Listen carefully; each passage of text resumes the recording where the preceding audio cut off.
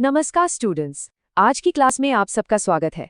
आज हम एक बहुत ही इम्पोर्टेंट टॉपिक कवर करने वाले हैं जो आपके एग्जाम्स के लिए बेहद ज़रूरी है। हम बात करेंगे राजस्थान के एनवायरमेंटल इश्यूज और डिजास्टर मैनेजमेंट के बारे में।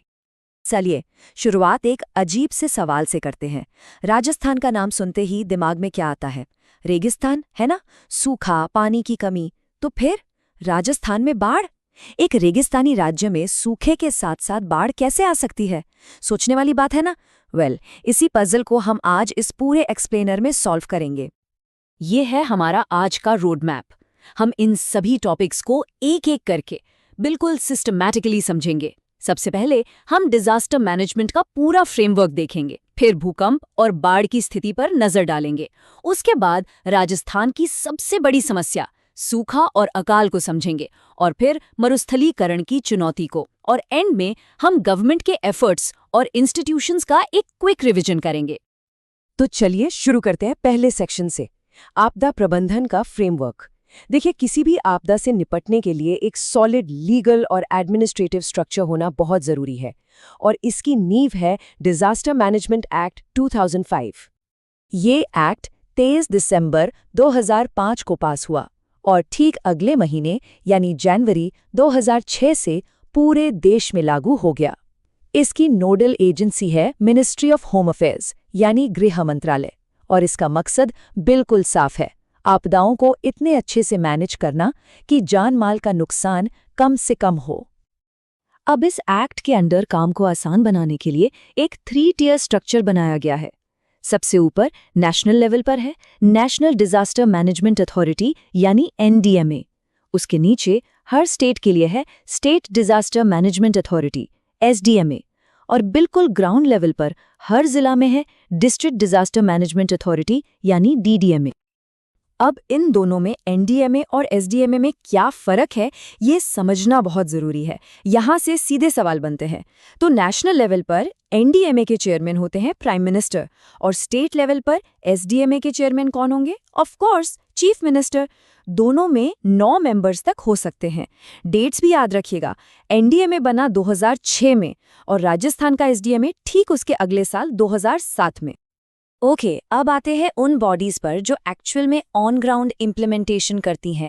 जिला लेवल पर जो DDMA है, उसके अध्यक्ष होते हैं कलेक्टर या डिस्ट्रिक्ट मैजिस्ट्रेट, और स्टेट लेवल पर एक स्टेट एग्जीक्यूटिव कमेटी भी होती है जिसके हेड होते हैं चीफ सेक्रेटरी। इसका काम SDMA को उसके काम में मदद करना है। तो ठीक है, फ्रेमवर्क हमने समझ लिया। अब चलिए देखते हैं कि ये फ्रेमवर्क राजस्थान के 2 अजीब से खतरों यानी भूकंप और बाढ़ कर कैसे अप्लाई होता है। ये टेबल एग्जाम्स के लिए बेहद इंपॉर्टेंट है, इसको ध्यान से देखिए। इसमें राजस्थान को अलग अलग अर्थक्वेक जोन्स में बांटा गया है। जोन 4 जो सबसे ज्यादा हाई रिस्क वाला एरिया है, उसमें बाड़मेर और जालोर के कुछ हिस्से आते हैं। जोन 3 मीडियम रिस्क है, और बाकी का जो राजस्थान है वो काफी हद तक जोन 2 यानी लो रिस्क में आता है। चलिए अब वापस आते हैं हमारे उस शुरुआती सवाल पर। रेगिस्तान में बाढ़ के आने के कारण क्या हैं? इसके पीछे मुख्य रूप से ये 4 रीजंस हैं। 1, कभी-कभी कैचमेंट एरियाज में ज़रूरत से ज़्यादा बारिश हो जाती है। 2, डैम से अचानक ढेर सारा पानी छोड़ना पड़ता है। 3, कभी-कभी डैम्स में दरार आ जाती है। और चौथा कारण, वहाँ के जो वाटर बॉडीज हैं उनकी पानी होल्ड करने की कैपेसिटी ही कम है। और राजस्थान में बाढ़ का सबसे ज्यादा खतरा इन 4 रिवर बेसिन्स में रहता है: लूनी, चंबल, बनगंगा और घग्गर। इनसे कौन कौन से जिले प्रभावित होते हैं, उनके नाम नोट करना एग्जाम के लिए बहुत जरूरी है। अब हम आगे बढ़ते हैं और बात करते हैं राजस्थान की शायद सबसे पुरानी और सबसे बड़ी चुनौती की, सूखा और अकाल। वहाँ की सिचुएशन को समझाने के लिए एक लोकल कहावत है जो बिल्कुल फिट बैठती है: तीजो कुररियों आठों काल। इसका मतलब है कि वहाँ हर तीसरे साल एक छोटा मोटा अकाल और हर 8वीं साल एक बड़ा भयंकर अकाल पड़ना एक आम बात मानी जाती थी। ये वहाँ की जमीनी सच्चाई रही है। देखिए, सूखा और अकाल, इन दोनों शब्दों का डिफरेंस क्लियर होना बहुत जरूरी है। ऐसे समझिए, सूखा यानी ड्रॉट है कारण, ये एक नेचुरल सिचुएशन है जब बारिश कम होती है, और अकाल यानी फैमिन है उसका असर, जब सूखे की वजह से इंसानों और जानवरों के लिए खाने पीने और चारे की कमी हो जाती है, तब उस कंडीशन को अकाल कहते हैं। अकाल को भी आगे 4 टाइप्स में बांटा जाता है।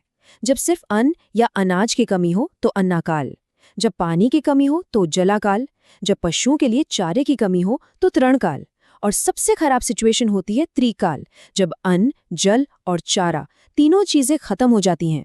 साल 1987 में राजस्थान ने ऐसे ही एक भयानक त्रिकाल का सामना किया था। अब ये जो डेटा आप दिख रहे हैं, ये मेंस एग्जाम्स के लिए गोल्ड माइन है। इससे पता चलता है कि सिचुएशन कितनी एक्सट्रीम हो सकती है। जरा देखिए, साल 2002-3 सबसे बुरा साल, पूरा का पूरा स्टेट अकाल की चपेट में था। और इसके आगे देखिए, 2022-23 में सबसे कम प्रभाव देखा गया। ये डेटा आपके आंसर्स को एक अलग ही वेट देगा। सूखा और अकाल तो है ही, लेकिन इन्हीं से जुड़ी हुई एक और बड़ी चुनौती है जो धीरे धीरे रेगिस्तान को और फैला रही है। ये है मरुस्थलीकरण, यानी डेजर्टिफिकेशन। ये चार्ट बिल्कुल साफ साफ दिखाता है कि राजस्थान में मरुस्थलीकरण का सबसे बड़ा कारण क्या है। वो है वायु अपर्दन, यानी विंड इरोजन। अकेले यही लगभग 43.37% के लिए जिम्मेदार है। जरा इस नंबर के बारे में सोचिए। राजस्थान का 61.11% से ज्यादा हिस्सा थार रेगिस्तान है। ये एक बहुत बहुत बड़ा एरिया है और इससे हमें इस चुनौती के स्केल का अंदाजा होता है। और रेगिस्तान के इस तरह आगे बढ़ने को, इसके एक्सपेंशन को एक खास नाम दिया गया है, मरू मार्च। सोचने वाली बात यह है कि ये रेगिस्तान साउथ वेस्ट से नॉर्थ ईस्ट की तरफ आगे बढ़ रहा है और उपजाऊ जमीन को अपने नीचे लेता जा रहा है। तो अब तक हमने प्रॉब्लम्स देख ली, अब आते हैं सॉल्यूशंस पर। इस सेक्शन में हम उन सरकारी कोशिशों और संस्थानों का एक तेजी से रिवीजन करेंगे जो इन चुनौतियों से लड़ने के लिए काम कर रहे हैं।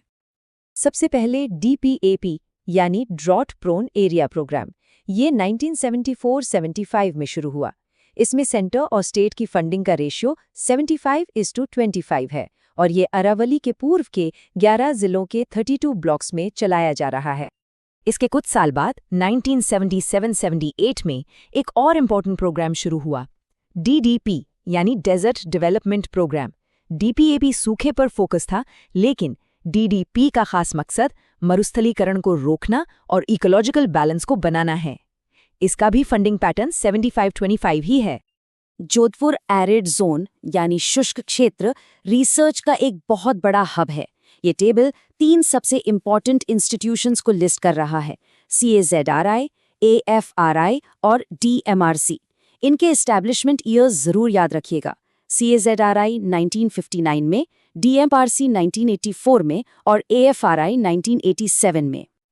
तो हमने समस्याओं को भी देखा और उनसे निपटने के लिए किए गए प्रयासों को भी। लेकिन एक आखिरी सवाल जो दिमाग में आता है वो ये है कि जैसे जैसे क्लाइमेट चेंज तेजी से बढ़ रहा है, क्या हमारे ये पुराने सॉल्यूशंस आने वाले कल की चुनौतियों के लिए काफ़ी होंगे? इस सवाल के साथ मैं आपको छोड़ती हूँ। अगर आपको ये टॉपिक समझ आया तो अगला टॉपिक आपका दिमाग घुमा देगा। इसलिए लाइक, शेयर और सब्सक्राइब करना ना भूलें ताकि आप अगली क्लास मिस ना करें। धन्यवाद।